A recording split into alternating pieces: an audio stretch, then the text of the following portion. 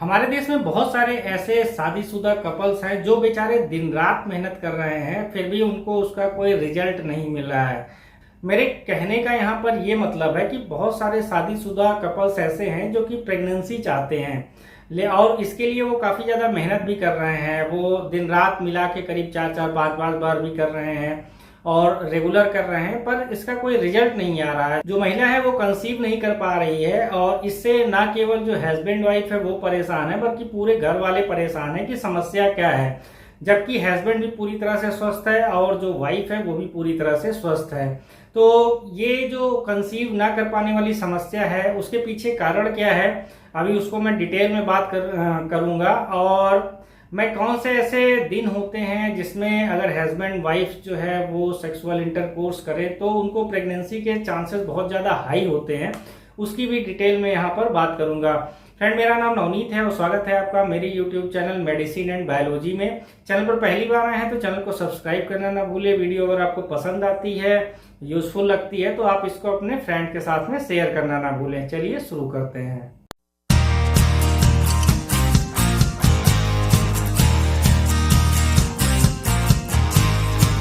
Conceive करने के लिए जो भी कपल्स हैं उनको सबसे ज्यादा जो ध्यान रखने वाली चीज है वो है फर्टाइल डेज। अब भाई ये फर्टाइल डेज कौन सी नई चीज आ गई, तो अभी आप पहले बेसिक समझने की कोशिश करिए। जो भी महिला होती है, महिला के अंदर दो ओवरी पाई जाती है, एक राइट हैंड साइड में, एक लेफ्ट हैंड साइड में। अब इन्हीं ओवरी से महिला के अंदर महीने में एक अंडा निकलता है और ये अंडा चाहे राइट वाली ओवरी से निकले चाहे लेफ्ट वाली ओवरी से निकलेगा केवल एक ही अंडा। और ये जो अंडा होता है महिला की ओवरी से निकलने के बाद केवल 24 घंटे तक जिंदा रहता है। और 24 घंटा से जब ज्यादा का समय होता है तो ये अंडा महिला के अंदर खुद ही खुद खत्म हो जाता है और उसकी बॉडी उसको एब्जॉर्ब कर लेती है। अब जो पुरुष होता है, पुरुष का जो स्पर्म, जिसको हिंदी में शुक्राणु बोलते हैं, वो किसी भी महिला की योनि में 3 से लेके 4 दिन तक जिंदा रह सकता है। यहाँ पर ध्यान देने वाली बात यह है कि महिला का जो अंडा जिस दिन भी रिलीज हो रहा है, जिसको ओवल्यूशन डे बोलते हैं साइंस की भाषा में, उसके अगर 3-4 दिन पहले भी कोई जो कपल्स हैं वो आपस में सेक्सुअल इंटरकोर्स करते हैं तो बहुत ज्यादा हाईली चांसेस होते हैं कि प्रेगनेंसी हो जाए। तो कपल्स जो हैं वो ओवल्यूशन डे वाले दिन सेक्सुअल इंटरकोर्स कर लें, या उसके 1 दिन पहले या 2 दिन पहले या 3 दिन पहले या 4 दिन पहले भी अगर सेक्सुअल इंटरकोर्स कर रहे हैं तो बहुत ज्यादा चांसेस ये होते हैं कि महिला जो है वो कंसीव कर जाए, वो प्रेग्नेंट हो जाए। क्यों? क्योंकि मैंने पहले ही बता दिया कि जो पुरुष का स्पर्म होता है वो 3 से लेके 4 दिन तक किसी भी महिला की योनि में जिंदा रह सकता है। अब यही जो डेज होते हैं इन्हीं को फर्टाइल डेज बोलते हैं। अब समस्या ये है कि भाई पता कैसे चलेगा कि फर्टाइल डेज हैं कौन से। इसको समझने के लिए जो महिलाएं होती है उनको अपना पीरियड का डेज काउंट करना होगा। तो बहुत सारी ऐसी महिलाएं होती हैं जिनका पीरियड 21 या 22 दिन पे आता है। बहुत सारी ऐसी महिलाएं होती हैं जिनका पीरियड 27 से लेके 28 दिन में आता है। बहुत सारी महिलाएं ऐसी भी होती हैं जिनका पीरियड 33वें दिन आता है या 34वें दिन आता है या 35वें दिन आता है।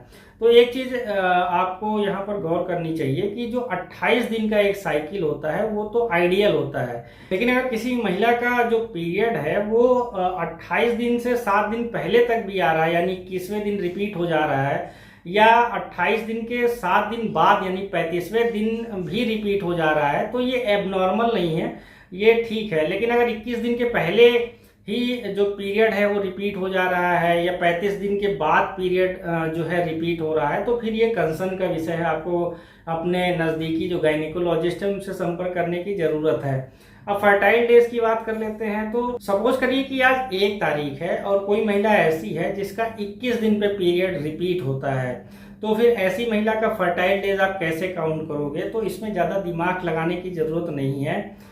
जैसे आज उसका 1 तारीख है और आज उसका पीरियड आता है और एक्सपेक्टेड यही है कि 21 तारीख को उसका फिर से पीरियड आएगा, तो 21 में से आपको 14 दिन लेस कर देने हैं। अब 21 दिन में से आप अगर 14 दिन लेस कर देंगे तो 7 तारीख आएगी, यानी 7 तारीख ऐसी होगी जो उसका ओवल्यूशन डे होगा, जिस दिन महिला की जो ओवरी है वो अंडा रिलीज करेगी। तो आप 7 तारीख या 6 तारीख, 5 तारीख या 4 तारीख में अगर कोई मेल और फीमेल जो है आपस में सेक्सुअल इंटरकोर्स करते हैं तो बहुत ज़्यादा हाईली चांसेस होते हैं कि महिला प्रेग्नेंट हो जाए। एक एग्जांपल से और समझने की कोशिश करते हैं कि सपोज करिए अगर किसी महिला का जो पीरियड है वो 25 दिन में रिपीट होता है। आज उसका 1 तारीख है, पहला दिन है पीरियड का, उसके बाद 25वां जो दिन आएगा उसको दोबारा से पीरियड आएगा। तो फिर आपको वही सेम फार्मूला लगाना है। आपको 25 डेज में से 14 डेज लेस कर देने हैं। जब आप 25 में से 14 डेज लेस करोगे तो 11 तारीख आएगी, यानी कि जो 11 तारीख आई वो महिला का ओवल्यूशन डे है, जिसमें महिला की जो ओवरी है वो अंडा रिलीज करेगी। तो 11 तारीख या 10 तारीख या 9 तारीख या 8 तारीख ये ऐसे डेज हैं जिसमें कि अगर जो कपल्स हैं वो सेक्सुअल इंटरकोर्स करेंगे तो जो महिला है वो जो है प्रेग्नेंट होने के उसके बहुत ज़्यादा चांसेस होते हैं। और यही जो डेट है 11 तारीख, 10 तारीख, 9 तारीख, 8 तारीख, यही फर्टाइल डेज होंगे। एक और एग्जांपल से आप समझने की कोशिश करिए। अगर किसी महिला का जो पीरियड है वो सपोज करिए 28 दिन में रिपीट होता है। अब आपको फिर उसका फर्टाइल डेज कैसे काउंट करेंगे, तो आपको सीधे सीधे 28 में से 14 दिन लेस कर देने हैं और जो 14 तारीख होगी वही उसका ओवल्यूशन डे होगा। यानी 14 तारीख या 13 तारीख या 12 तारीख या 11 तारीख ये ऐसे डे हैं जिसमें कि अगर कोई कपल सेक्सुअल इंटरकोर्स करते हैं तो महिला के प्रेग्नेंट होने के बहुत ज़्यादा चांसेस होते हैं। और आप इन डेज के अलावा आप दिन भर लगे रहिए, रात भर लगे रहिए, उससे कोई फर्क नहीं पड़ेगा, क्योंकि महिला के अंदर अगर अंडा है ही नहीं है तो आप कितने भाई सेक्सुअल इंटरकोर्स कर लीजिए, जब अंडा नहीं रहेगा वो स्पर्म से नहीं मिलेगा तो फर्टिलाइजेशन नहीं होगा, फर्टिलाइजेशन नहीं होगा तो प्रेगनेंसी का कोई चांस नहीं होता। तो आपको अपना फर्टाइल डेज जो है वो ध्यान रखना होगा। अगर आप ये भी नहीं कर सकते तो आजकल मार्केट में बहुत सारे ओवल्यूशन किट आते हैं, जैसे आई नो करके एक ओवल्यूशन किट आता है, ओवा न्यूज करके एक ओवल्यूशन किट आता है। तो ये किट बेसिकली जो है ये ओवल्यूशन डे डिटेक्ट करते हैं या जो ये फर्टाइल पीरियड होते हैं उसको डिटेक्ट करते हैं। ये सेम प्रेगनेंसी किट की तरह ही होते हैं। प्रेगनेंसी किट अलग हार्मोन को डिटेक्ट करता है और ये जो ओवल्यूशन किट होते हैं ये अलग हार्मोन को डिटेक्ट करते हैं। ये जो ओवल्यूशन किट होते हैं इसको भी करने का सेम मेथड होता है जैसे प्रेगनेंसी किट में आप प्रेगनेंसी टेस्ट करने के लिए करते हो। इसको बस ये होता है कि यूज करने के लिए आपको दोपहर का समय ध्यान रखना होता है। दोपहर में यूरिन की जो 2-3 बूंदे हैं वो इसके ऊपर डालनी होती है और इसमें अगर 2 पिंक लाइन बन जाती है तो इसका मतलब ये होता है कि महिला का ओवल्यूशन पीरियड चल रहा है और इसमें अगर वो सेक्सुअल इंटरकोर्स करते हैं तो प्रेगनेंसी होने के बहुत ज़्यादा चांसेस होते हैं। 1 लाइन बनती है तो इसका मतलब ये होता है कि ओवल्यूशन पीरियड नहीं चल रहा। अगर कुछ भी नहीं आता तो इसका मतलब कि जो आप टेस्ट कर रहे हो वो सही से नहीं कर रहे हो।